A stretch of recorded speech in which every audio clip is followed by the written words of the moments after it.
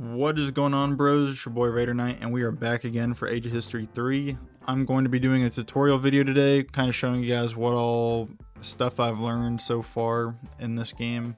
Obviously, it just came out, so take some of what I say with like a grain of salt. I don't know how useful like all the information I'll say in this will be, but I'm gonna try to like give some decent tips that I've so far gathered. So first of all, this game is kind of different. You have to like send insults when you want to attack somebody because your relations have to be below 30. It kind of confused me at first until I saw it, obviously. But if you don't see the thing, or you're not paying attention, or you're kind of like used to the old way, you might get confused by that. Some other things that confused me right at the start was how I move my troops. You just right click, so it's just like, it's not too difficult. And the scroll button is how you if you hold that down, that's how you get this little box, which you can use to like mass upgrade buildings and stuff like that. I'm gonna kind of show you guys something you can do, which is pretty useful. I'm making a bunch of bombs. I'm gonna go into Canada and we're gonna go like crazy. We're just gonna bomb them like a million times or whatever, but I'm gonna show you guys something like this probably, because we'll probably upgrade this. A gift from Japan. Have they given us gold? So basically, like, if you want to build a bunch of buildings at the same time and you don't want to click like every single one of these, basically you just do this and you can just do all the provinces you put in the square. So that's very useful. That's one tip I'm going to give. Another useful tip when it comes to like upgrading stuff quickly, on economy, and I think it's either even growth rate and other stuff like that. Manpower is probably the same way. I could probably do manpower because I haven't really upgraded it a whole lot in my country. So you can perform like the same thing 9 times and you can like change it or whatever. Then you can scroll out and you can just upgrade your whole country if you're as rich as me. Obviously, some of you guys, you might be broke. You might not be able to afford what I can afford, but a lot of cash right there. We're trying to overpass China's economy because I think they're like the 2nd place in the world right now. China got destroyed because I'm just playing a solo game by myself.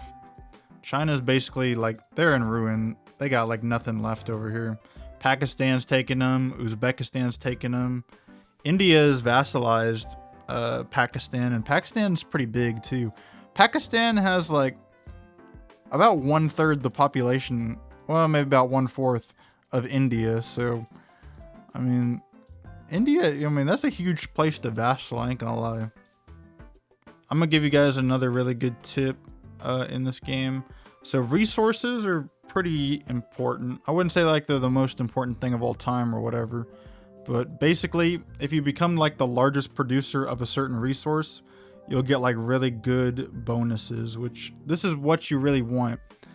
I mean, stuff like India, they have cinnamon, so they have a +2% growth rate for their entire country, -10% recruitment time, +7 morale. There's a lot of these things that are really useful. 10+ morale. A lot of these are very useful.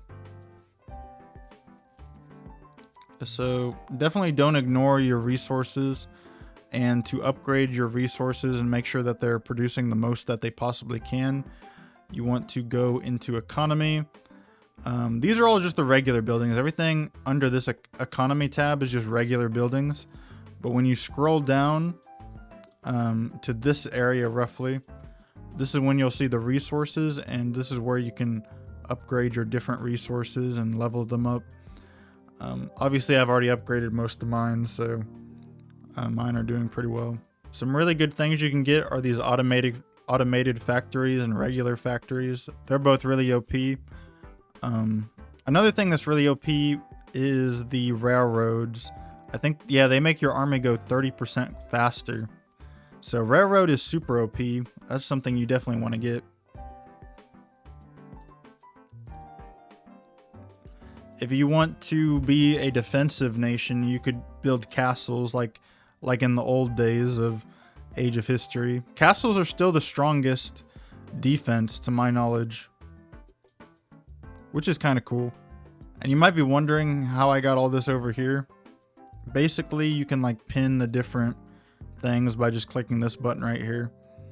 And you can pin them to your side over here, which is kind of useful. But that's a lot of the tips I'm going to be giving when it comes to like building stuff. I feel like I covered that pretty well. Definitely want, if like, you definitely want to make sure you're making money. But at the same time, I feel like military is the most important thing in this game. Because without a military, you can't defend yourself. I mean, look at Canada. They're not even that big of a country. They got like what, 30 something million people. Their economy is average, I'd say.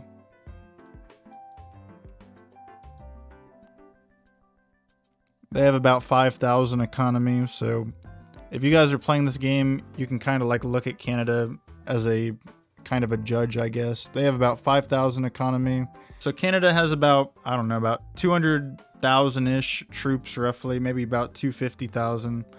So pretty strong little country. Now, does this 250,000 stand a chance against my 395? Probably not.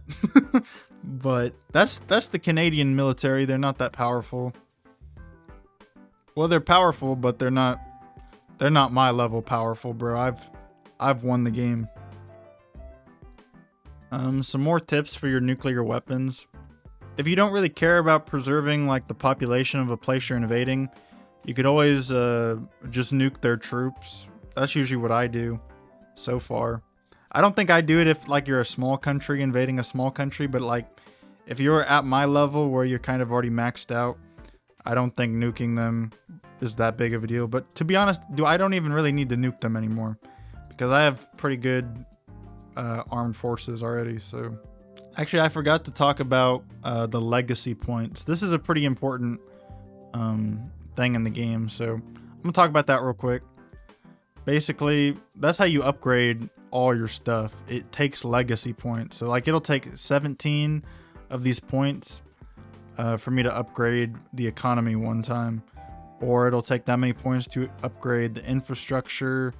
It doesn't take it for the growth rate, but it does take it for manpower. So a lot of the stuff that you actually upgrade, you need these points for. And to get these points, you want to build a lot of these buildings that basically help you get the legacy points. I'd say the amphitheater is probably the best of the ones you can get, but I just build all of them. I feel like these points are very important, and I'm always kind of like running out of them. So it's definitely a good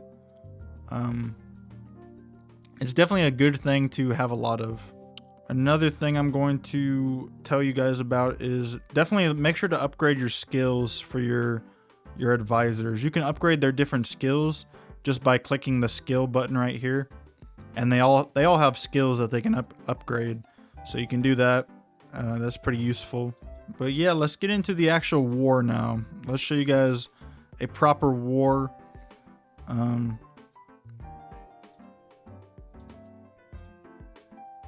going to declare war on them.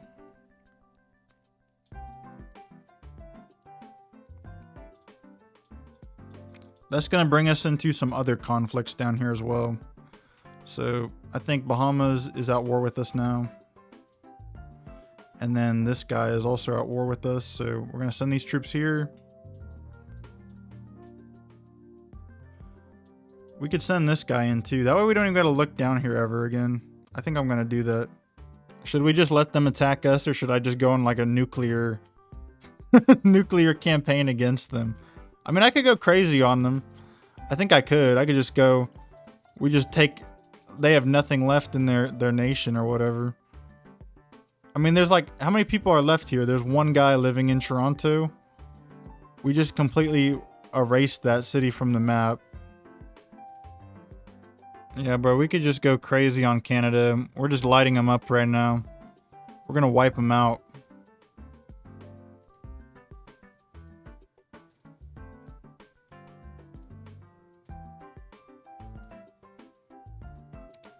This is what I think about Canada, bro. This is what I think about Canada right now. We're just gonna wipe them out. Where's Quebec at? Gotta bomb them all, bro. And we'll have more nukes under construction. We'll build a bunch of them. So basically, that's nuclear war for you. We just wiped them out. We'll kind of watch what they do. Let's see how they respond to getting nuked 1,000 times.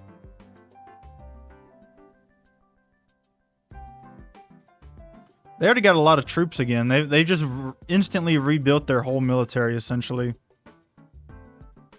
Alright. We're going to move in. The troops are going to take this over. He's going to move in here. This guy will move in. This guy will move to Ottawa. This guy will move here. We're going to send all the troops in.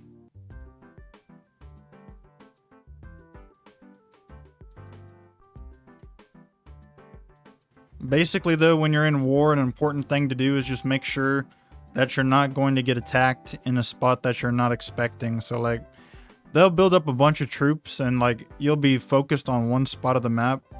Definitely make sure to, like, lower the game speed to, like, 1 when you're, like, in a big war or whatever.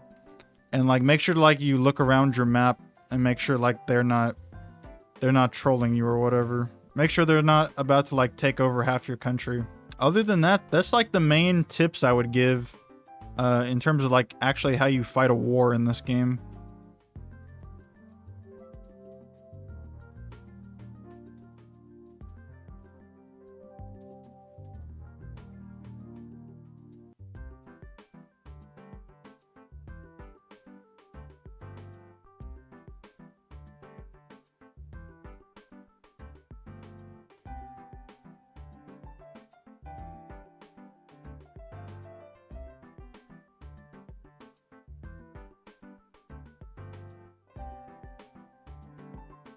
I think this guy got defeated over here. I sent him over to St. John, and I think he actually got flanked and attacked by something. So, we're gonna have to send him back over there. Unless I just misclicked. I might have misclicked with him. I don't know.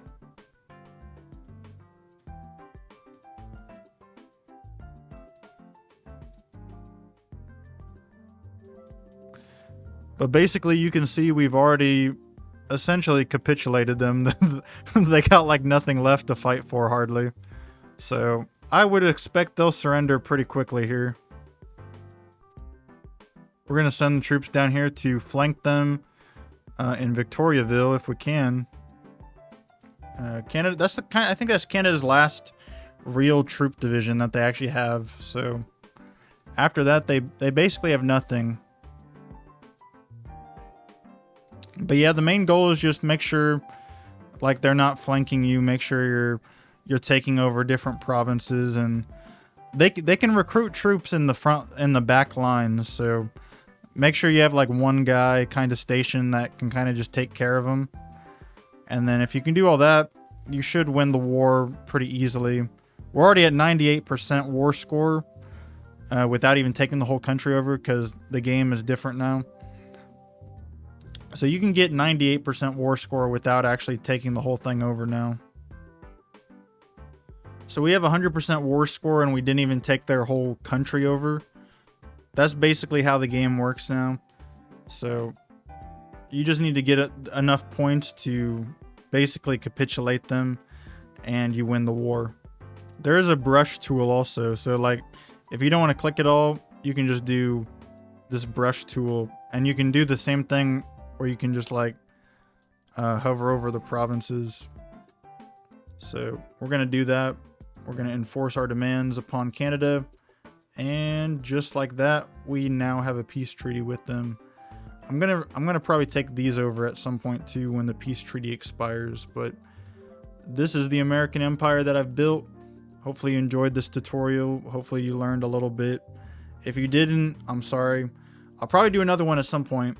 But this is just kind of like a day one of what I've kind of learned so far playing this game. So we'll see you guys for the next video, and peace.